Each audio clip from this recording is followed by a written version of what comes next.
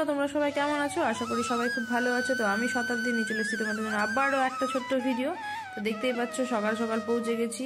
সকাল তো না, ভোরবেলা 3টার দিকে একদম প্রয়াগরাজ জংশনে আছি। এখন এখানে থেকে বাইরে যাব। বাইরে বেরিয়ে একদম সুন্দর করে একটা সাজানো রয়েছে, দেখতে পেলে কত সুন্দর লাগছে। তো আমরা ওখান থেকে অটো ধরে চলে গেছিলাম ভারত সেবা আশ্রমে। স্টেশন থেকে মোটামুটি 4.5 কিলোমিটার মতো। তো ভোর ছিল বলে ভোরবেলার দিকে গাড়িটা পেয়ে গেছিলাম। এটাই যদি সকাল 7টা হতো কি 6টা হতো তাহলে গাড়ি পেতাম না, সোজা আমাদেরকে স্টেশন থেকে হেঁটে সম্পূর্ণ আশ্রমে আসতে হতো বা হেঁটে হেঁটে রুমগুলো খুঁজতে হতো। তো আমরা আশ্রমে চলে এসেছিলাম, যে এখানে আমাদের কোথাও কিছু খুঁজতে হবে না। রুম যদি পেয়ে যাই তাহলে খাওয়া দাওয়া এখানেই করা যাবে, বাইরে কোথাও আর যেতে হবে না এক্সট্রা করে খাওয়ার খোঁজার জন্য। কারণ এই জিনিসটা তো সবাই জানো যারা যারা ভারত সেবা আশ্রমে থাকো এসে কোথাও গিয়ে। আমরা বেশিরভাগ চেষ্টা করি যে কোনো তীর্থ করতে গেলে ওই ভারত সেবা আশ্রমেই থাকার চেষ্টা করি, কারণ ওখান থেকেই গাড়ি পাওয়া যায়। তারপরে ওখানে গিয়ে ফ্রেশ ট্রেশ হয়ে নিয়ে একবারে বেরিয়ে পড়লাম সোজা একদম গেট থেকে বেরিয়ে বাম হাতের রাস্তা ধরে সঙ্গমের পথে। দেখতেই পাচ্ছ সকাল সকাল মানে লোক 5টা থেকেই হাঁটা শুরু করে দিয়েছে, কারণ তারপরে আর স্টেশন থেকে গাড়ি চলছে না, যে যার মতো লাগেজ নিয়েই হাঁটা ধরছে ওদিকে। এই যে দেখতেই পাচ্ছ সঙ্গম এখান থেকে আরো 3 কিলোমিটার মোটামুটি। তা আমরা হেঁটে নিয়ে এসে যে ব্রিজটা ক্রস করলাম, দেখতেই পাচ্ছ টাউনের মধ্যে কিছু কিছু বড় গাড়িগুলো চলছে, তবুও সব ওগুলো জাম লেগে যাচ্ছে। পার্কিং ওইখানেই, ব্রিজটার নিচেই পার্কিং, এর আগে আর যাবে না। মানে আপনাদেরকে 3 থেকে 4 কিলোমিটার মানে হেঁটে সঙ্গম পর্যন্ত যেতে হবে। আর বাকিগুলো সেক্টর ঘুরতে গেলে তো পায়ে হেঁটেই ঘুরতে হবে, এছাড়া আর কোনো উপায় নাই। তো আমরা চলে যাব সেক্টর নম্বর 4-এ, কারণ সঙ্গমটা 4-এ আছে একদম। এই দেখতে পাচ্ছ সুন্দর করে যেখানে সেখানে সাজানো, আর যতদূর চোখ যায় ততদূর কিন্তু একদম ভিড় আর ভিড়। যেখানে সেখানে মাঝে মধ্যে একটু ফাঁকা হলেও কিন্তু মানে গেটের কাছে পুলিশগুলো ভিড় করতে দিচ্ছিল না। তো আমরা যে দেখতে পেয়ে গেছিলাম এখানে এখন চলছিল নিউজ 18 হিন্দি। তো একটু চলে গেছিলাম, শুনছিলাম যে কি বলছে। তো ইন্টারভিউ নিয়ে নিয়েছিল শানের আর শানের বাবার ওখানে, তার সঙ্গে আমাদের একটু করে। ভাবা যায় না এত সকাল সকাল এত সেজে গুজে মানে ইন্টারভিউ নিতে, খুব সকাল থেকেই ওরা শুরু করে দিয়েছে। তো যেখানে সেখানে সুন্দর করে সাজানো রয়েছে।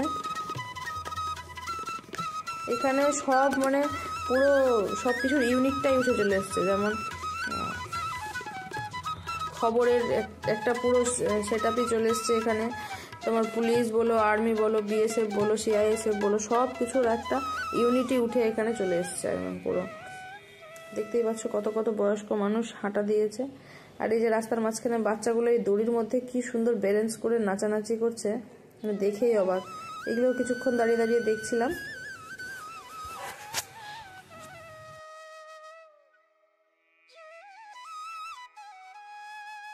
আর তার সঙ্গে সঙ্গে হাঁটাও দিয়েছিলাম। আমি দেখলাম যে আলাদা দিনেও ভালোই ভিড় হচ্ছে, মানে না এই যে এবার একটু উঁচুতে উঠতে হবে, তো বলছে মা আমাকে একটু কোলে তুলে নাও। তো এই যে ওকে ওর বাবার পিঠের মধ্যে বেঁধে দিয়েছি, চল একটু তুলে নি তোকে। পিছনে দেখতেই পাচ্ছ কি হারে ভিড় আছে। আর একটা কথা বলে রাখি, এখানে আসতে গেলে ঠান্ডা গরম 2 সিজনেরই কাপড় নিয়ে আসতে হবে, কারণ এখানে মহাকুম্ভতে ঠান্ডা গরম দুটোই আছে, দুটোই সিজন আছে। প্রথমে আমরা তো সকাল সকাল বেরিয়েছিলাম তো ভালোই ঠান্ডা ছিল, কিন্তু যেই 10টা 11টা বাজছে মানে এত গরম যে একটা পাতলা টি শার্ট পরেই ঘুরে যাচ্ছে, কোনো অসুবিধা নাই।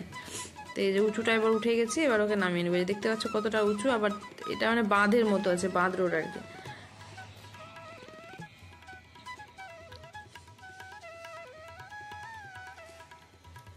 এই যে যার যেটা দিয়ে আসার ইচ্ছা চাইলেই আসতে পারবে না, যেখানে সেখানে ব্যারিকেড দিয়ে বন্ধ করা রয়েছে। যদিও চলে আসে তাহলে ব্যারিকেড কোনো মতেই খুলবে না, ওই আপনাকে আবার ওই ঠিক ঘুরেই আসতে হবে। আমরা প্রথমে ভেবেছিলাম ওটা দিয়ে এসে ওই মানে বাদ রোডটাতেই উঠবো, কিন্তু জিজ্ঞেস করে শুনলাম যে ওখানে সামনেই ব্যারিকেড দেওয়া আছে, যাওয়া যাবে না। তো দেখতেই পাচ্ছ হাঁটতে হাঁটতে আমরা চলে এসেছি কচ্ছপ দুয়ারের কাছে।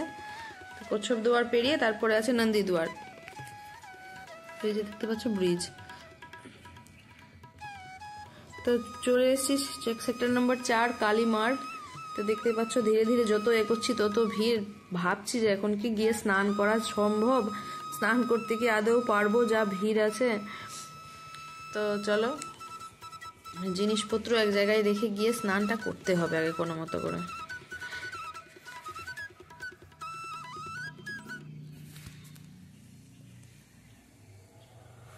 যেদিকেই চোখ যাচ্ছে শুধু ভিড় আর ভিড়, আর জল নিয়ে যাওয়ার জন্য বড় বড় জার।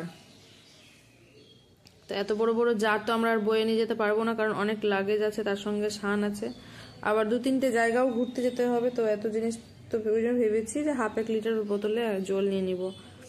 এই যে দেখতেই পাচ্ছ, বলেছিলাম রাস্তার যেখানে সেখানে বাচ্চাগুলো দড়ির মধ্যে ব্যালেন্স করে নাচানাচি করছে।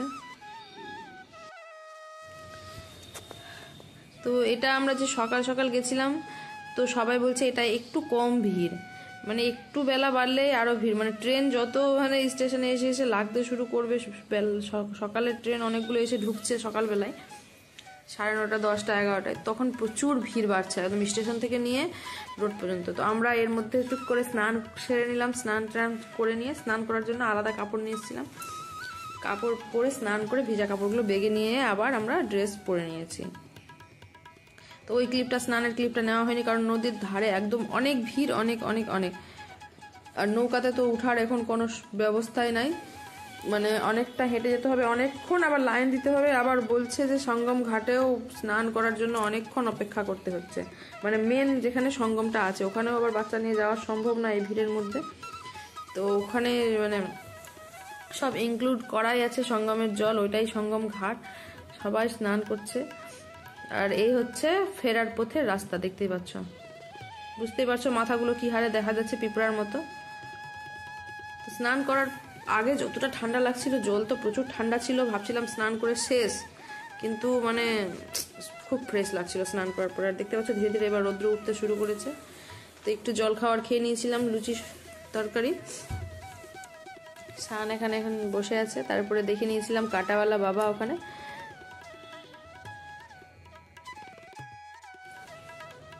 তারপরে ধীরে ধীরে ঘুরে ভাবছি চলে আসবো রুমে, কারণ আজ অনেকটাই হাঁটা হয়ে যাবে। দেখতে পাচ্ছ মাথাগুলো কি হারে ভিড় আছে, মানে যদি পড়ে যাও তাহলে তো ওঠা অসম্ভব, ওই জন্য সবাই শু পরে গেলে সুবিধা, আর সাবধানে ধীরে ধীরে হাঁটতে হবে। আমাদের হেঁটে আস্তে আস্তে সন্ধ্যা হয়ে গেছিলো, এসে নিয়ে চলে এসেছিলাম আমরা রুমে। তো এখন আশ্রমেও একদিনের বেশি থাকার মানে অনুমতি নাই, একদিনই থাকতে পাবে। আর গ্রুপ করে গেলে এই যে যদি টেন্ট ফাঁকা থাকে তাহলেই থাকা যাবে, না হলে নিজের ব্যবস্থা নিজেকেই করে নিতে হবে, এছাড়া থাকার আর। তো এই হলুদ রঙের যেটা দেখতে পাচ্ছ, এটাই একটা টেন্ট তৈরি করা হয়েছে মোটামুটি 20-25 জনের জন্য। এইটা যদি ফাঁকা পাওয়া যায় তাহলেই ওখানে থাকা যাবে, না হলে না। তো ভিডিও যেখানেই শেষ করছি, নেক্সট ভিডিও আবার খুব তাড়াতাড়ি আসবে। সবাই ভালো থেকো, সুস্থ থেকো।